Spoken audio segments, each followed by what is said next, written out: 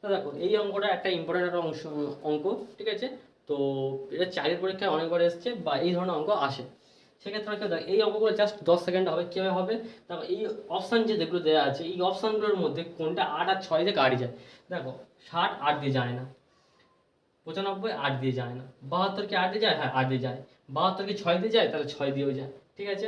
তাহলে এই অ্যান্সার কোনটা হবে, অ্যান্সার হবে 72টা। ক্লিয়ার?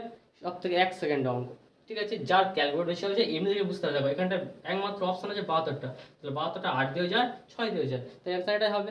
এবার যদি বড় করে করতে চাও তো করতে পারো। দেখো অনুপাত কী হবে, যদি বলি 8 P1 into 8% into P2 into 6%, কারি করলে কী হবে, কারি করলে 2 4 8 আর 2 3 6, তাহলে P1 বাই P2 ইজিলি কী হবে 4/3। তাহলে কী হলো 4 আর 3, 4 আর 3 মানে মোট কত হবে 7, 7-এর মান কত দেওয়া আছে 2100 টাকা, ঠিক আছে। তাহলে 4-এর মান কত হবে, তাহলে 4-এর মান হবে আমার 7-এর মান 2100 মানে এর কত 30 গুণ 300 গুণ, 3টা ওপরে থাকবে 4 নিচে বসবে, ঠিক আছে।